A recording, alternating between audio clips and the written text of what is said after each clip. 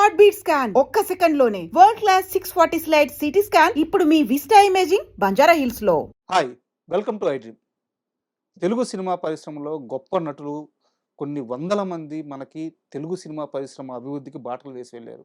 అలాంటి వారిలో విజయ నిర్మల గారి ప్రస్థానం గురించి ప్రత్యేకంగా చెప్పుకోవాల్సిన అవసరం లేదు. దర్శకురాలుగా, హీరోయిన్గా ఆమె చేసిన సినిమాలు కానీ గిన్నీస్ వరల్డ్ బుక్కే ఆమె పేరిట రికార్డు ఉంది.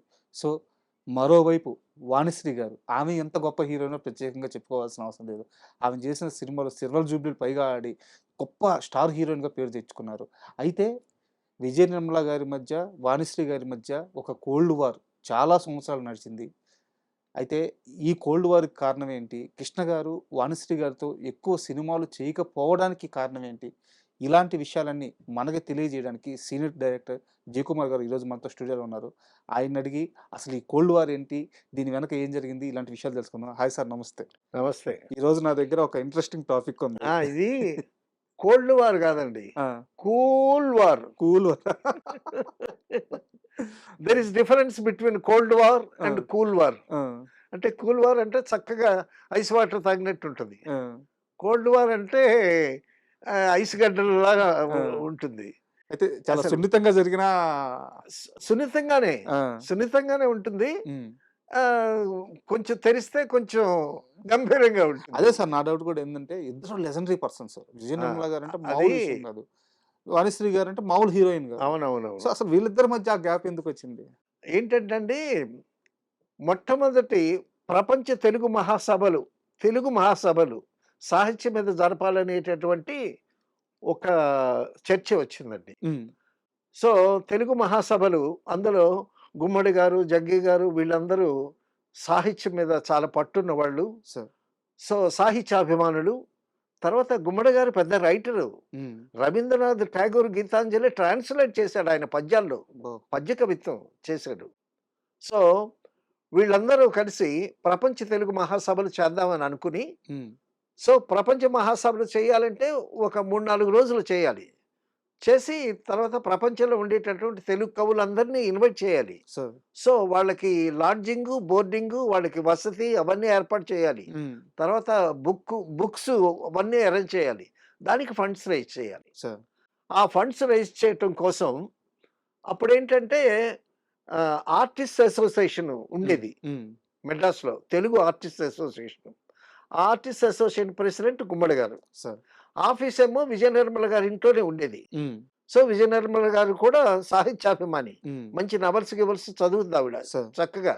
ఆ నవల్స్ చదివే మెయిన్ అద్భుతమైన సినిమా తీసింది ఆవిడ. అవును. సో విజయ నిర్మల గారి ఇంట్లోనే ఆఫీసు. సో వీళ్ళందరూ కూర్చొని ఫండ్స్ రైజ్ చేయటానికి కోసం అని, ఫండ్స్ రైజ్ చేయటానికి ఏంటంటే పబ్లిక్ వెళ్ళాలి. పబ్లిక్ వెళ్ళి అక్కడ ఏమన్నా చిన్న చిన్న స్కిట్స్, చిన్న చిన్న నాటికలు వేసి అక్కడి నుంచి టికెట్స్ అమ్మి ఫండ్స్ కలెక్ట్ చేద్దాం అనేటటువంటి ఆలోచన వచ్చిందండి. ఆలోచన వచ్చేటప్పుడు సరే కొంతమంది నువ్వు ఈ క్యారెక్టర్ వేయాలి, నువ్వు ఈ క్యారెక్టర్ వేయాలి, అది ఇదే అని అనుకున్నారు. అనుకుని రిహార్సల్ అన్ని చేశారు. రిహార్సల్ అన్ని చేసి ఆంధ్రదేశం మీదకి బయలుదేరారు. బయలుదేరిన తర్వాత అందులో ముఖ్యంగా ఏంటంటే కాంచన గారేమో సరస్వతి వేషం, ఓకే. వాణిశ్రీ గారేమో లక్ష్మి వేషం, ఓకే. సో వీళ్ళు గుంటూరు, నెల్లూరు, విజయవాడ, విశాఖపట్నం అలాగే స్టేషన్స్ తిరిగారు. ఒక ఆ స్కిట్లో ప్రత్యేకంగా ఆ స్కిట్ గురించే చెప్పుకోవాలి ఇక్కడ. ఆ స్కిట్లో ఏంటంటే కాంచన సరస్వతి కదా, లక్ష్మిగా దిగుతుంది వాణిశ్రీ. ఏంటత్త ఇట్ట దిగావు అని అడిగింది లక్ష్మీదేవిని. ఏం లేదు, మంచివాడి సినిమా చూద్దామని దిగాను పైలోకం నుంచి అని అంటది. అంటే మంచివాడు నాగేశ్వరరావు గారి సినిమా కదా. సో నాగేశ్వరరావు గారితో మంచి సినిమాలు యాక్ట్ చేసింది కదా. ఒక స్టేషన్లో అలా చెప్పింది. మరొక స్టేషన్లో తర్వాత ఏదో విజయవాడ వచ్చారు. విజయవాడ వచ్చిన తర్వాత విజయవాడ స్టేషన్లో మళ్ళీ అది రిపీట్ చేస్తారు కదా, రిపీట్ చేస్తారు. ఏంటంత ఇట్లా దిగావు అని అంటే, నేను ప్రేమనగర్ సినిమా చూద్దామని దిగాను అని అంది. తర్వాత ఇక్కడ ప్రోగ్రామ్ అయిపోయిన తర్వాత విశాఖపట్నం వెళ్ళాను. హ్మ్. విశాఖపట్నం వెళ్ళిన తర్వాత మళ్ళీ అక్కడ ఇదే అడిగింది. "ఏంటత్తయ్య ఎట్లా దిగావు" అనంటే, "నేను పాత దేవదాసు సినిమా చూద్దామని దిగాను స్వర్గలోకం నుంచి" ఆ! అనంది. అది అంతా కండక్ట్ చేసేది మాత్రం కృష్ణ గారు, విజయ నిర్మల గారు ఆధ్వర్యం. హ్మ్. అప్పుడు పాత దేవసుకు టికెట్లు దొరకలేదు. అందుకోసం ఎన్టీ రామారావు గారి సినిమాకి టికెట్ తెమ్మని పంపించాను ఒకడిని, ఆ! మా అనుయాయుడిని అని చెప్పింది.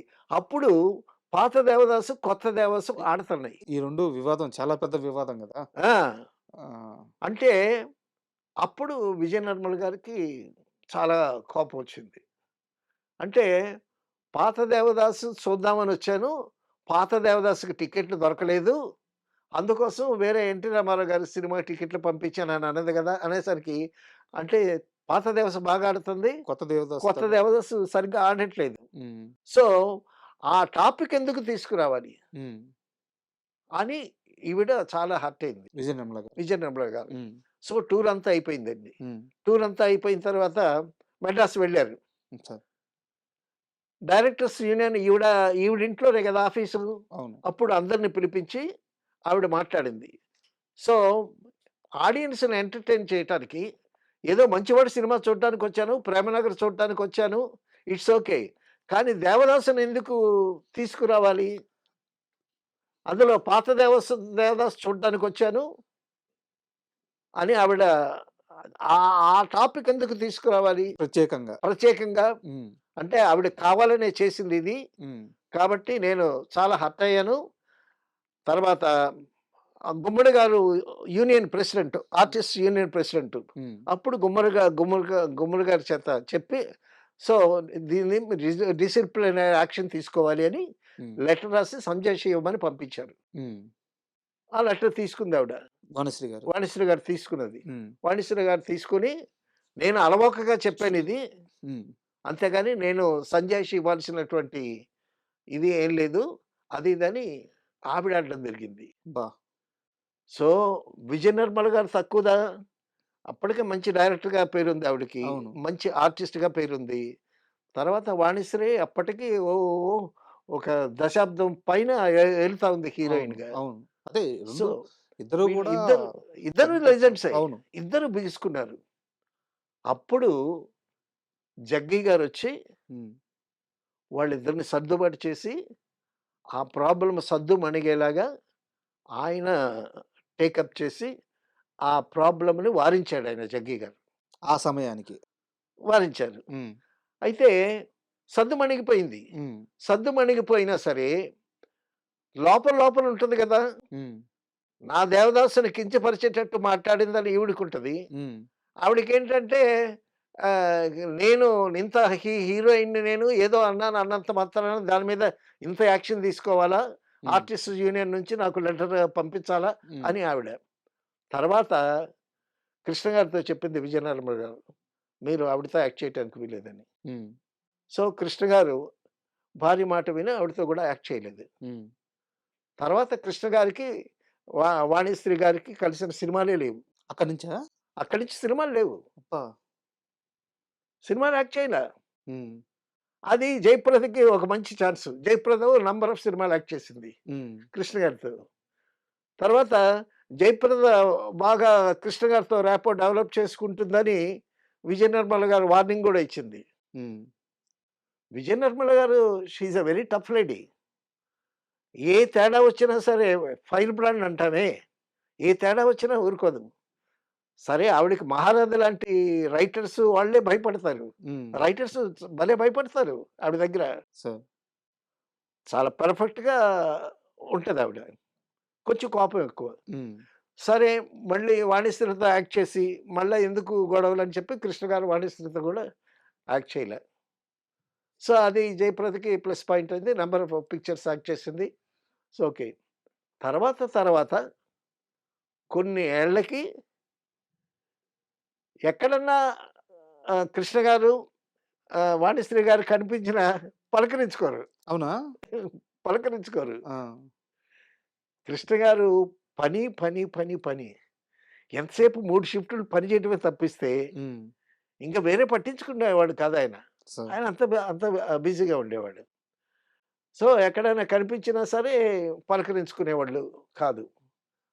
చాలా నాళ్ళకి కృష్ణ గారు వాణిశ్రీకి ఫోన్ చేసి, ఒక మంచి రీమేక్ ఫిల్మ్ కోసం, అందులో ఒక మంచి క్యారెక్టర్ ఉంది. హ్మ్. నేను నేను హీరోగా చేస్తున్నాను.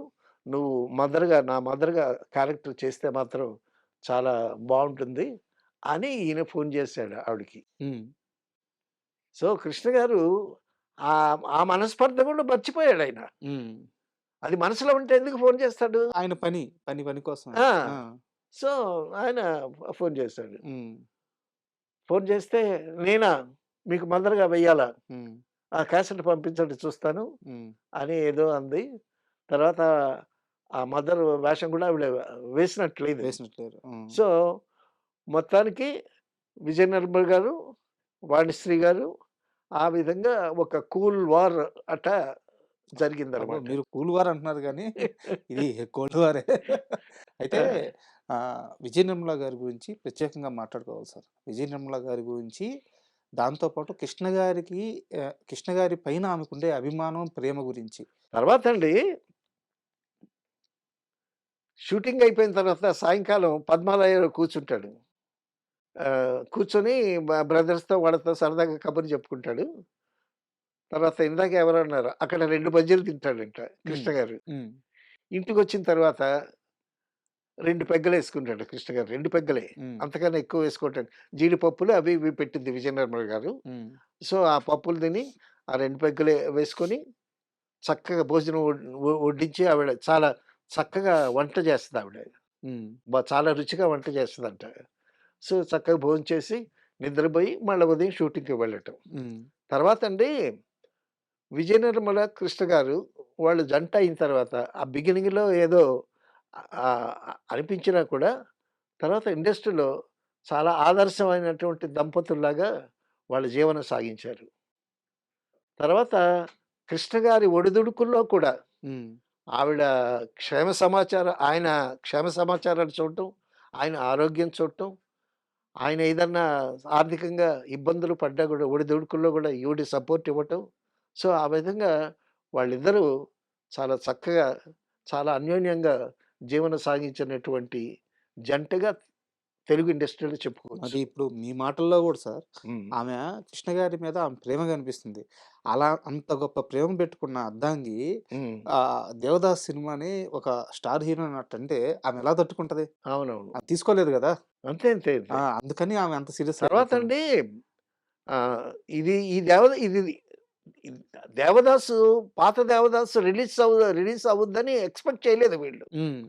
టెక్నికల్‌గా చాలా బాగా చేశారు 'దేవదాసు' సినిమా. కొత్త 'దేవదాస్‌ని'. కొత్త 'దేవదాసుని' చాలా బాగా చేశారు. హ్మ్. But it is not a flop. ఒక మాదిరిగా ఆడింది. టెక్నికల్‌గా కూడా చాలా బాగా తీశారు. 'వీఎస్ఆర్ స్వామి' హ్మ్. ఫోటోగ్రఫీ హ్మ్. చాలా బాగా తీశాడాయన. సో, ఇది రిలీజ్ చేస్తున్నారని తెలిసి అప్పుడు నాగేశ్వరరావు గారు అమెరికాలో ఉన్నారు. హ్మ్. అమెరికాలో ఉంటే ఈ ఇన్ఫర్మేషన్ ఆయనకెళ్ళింది. అప్పుడు ఆ సినిమా రిలీజ్ చేయించాడాయన.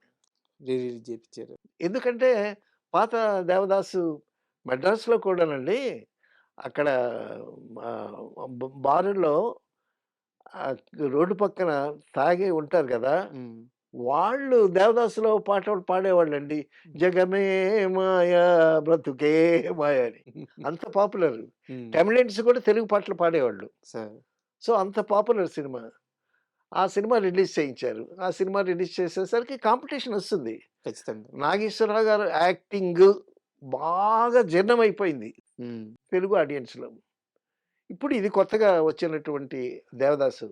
దిలీప్ కుమార్ ఒక మాట అన్నాడు. దిలీప్ కుమార్ హిందీలో యాక్ట్ ఆ! చేశాడు. సరే. యాక్ట్ చేశాడు. ఒక మాదిరిగా ఆడింది. ఆయనేమన్నాడో తెలుసా? తెలుగు 'దేవదాసు' నాగేశ్వరరావు గారు యాక్ట్ చేసినటువంటి తెలుగు 'దేవదాసు' గాని నేను చూసి ఉంటే, హ్మ్. నేను హిందీలో ఆ వేషం చేసేవాడిని కాదన్నాడు దిలీప్ కుమార్. బా సో, అటువంటి క్రెడిట్స్ ఉన్నాయి మరి. ఆ పాత 'దేవదాస్‌కి'. పాత 'దేవదాసు'కి. ఆ! మరి అంత క్రెడిట్స్ ఉండేటటువంటి సినిమా మీద పోటీగా 'దేవదాసు' తీద్దామనేటటువంటి ఆలోచన రావటం, అది విజయ నిర్మల గారి సాహసమా? కృష్ణ గారి సాహసమా? మెచ్చుకోవాలి. సార్ వీళ్ళు అసలు సాహసానికి పెట్టింది పేరు కదా నిజంగా. అంటే ఆ ప్రయత్నం విజయం రావచ్చు, విజయం రాకపోవచ్చు, అవును. ఏదైనా కానివ్వండి, అవును. జీవితం అంతా సాహసం చేస్తూనే ఆయన ఎదిగాడు కదా. అవునవును. ఆయనవన్నీ డాషింగ్, డేరింగ్. అయితే సో అందరూ గొప్ప నటులు. అందరూ ఆహ్, గొప్పవాళ్ళు. ఆ! అయితే అయితే ఏవండీ గురజాడ అప్పారావు గారు అన్నాడు, "పూను స్పర్ధను విద్యనందే వైరములు వాణిజ్యమందే" అన్నాడు. సార్ పూను స్పర్ధను విద్యలందే. కాంపిటీటివ్ స్పిరిట్ ఎడ్యుకేషన్‌లోనే కాంపిటీటివ్ స్పిరిట్ ఉండాలి. హ్మ్. సో, అది మళ్ళా తీయకూడదని ఏముంది? హ్మ్. మరి 'దేవదాసు' 11 సార్లు తీశారు. అబ్బా! అన్ని లాంగ్వేజెస్‌లో. హ్మ్. అది నాగేశ్వరరావు గారి 'దేవదాసే' నంబర్ 1 అని అంటారు. హ్మ్. అవన్నీ చూసినోళ్ళు. సార్ సో, అటువంటి సినిమాని మళ్ళా ఆ సబ్జెక్ట్‌ని మనం ఎందుకు చేయకూడదు అనేటటువంటి ఆలోచన వాడికొచ్చింది. చాలా బాగా తీశారు.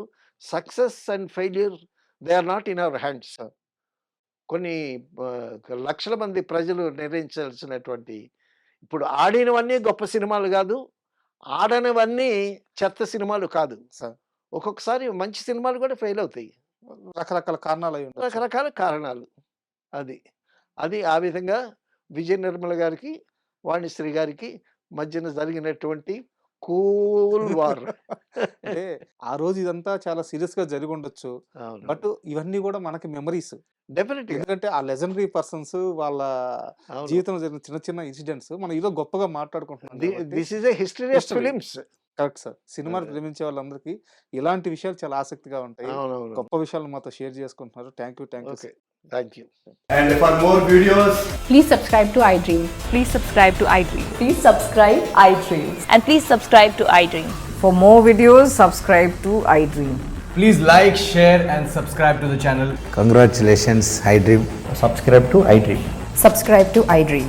So subscribe to iDream Media. iDream team andarki huge congratulations. Please subscribe iDream Media. Please subscribe to iDream. Subscribe iDream. Please subscribe to iDream. iDream అంటే నా కళల ఛానల్ను సబ్స్క్రైబ్ చేసుకున్న నోరు తిరుగుతలేదు, మీరైతే గంట గుర్తు కొట్టండి. For more such videos, please subscribe to iDream. Subscribe to iDream. Please subscribe to iDream. Please subscribe iDream Media. Please do subscribe to iDream. Please subscribe to iDream Media. For best entertainment and information, please subscribe iDream. And don't forget to subscribe to iDream.